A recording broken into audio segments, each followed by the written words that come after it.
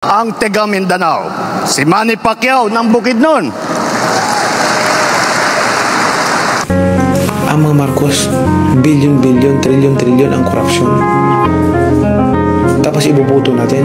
Talagang ang talino natin. Di ba? Ang talino talaga natin. Alam ko matatalino naman ang taong bayan. Naniniwala ba kayo na sa korupsyon si Marcos?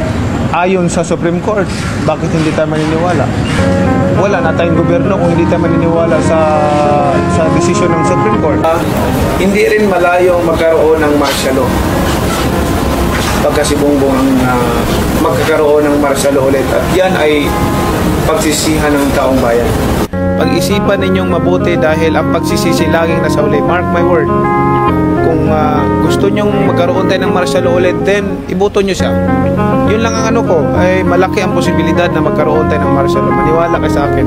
Siguro naman ang taong bayan mautak. Kasi pag ibinuto mo pa yung hindi nagbabayad ng tax, hindi ko na alam talaga kung saan ang gagaling yung talino natin.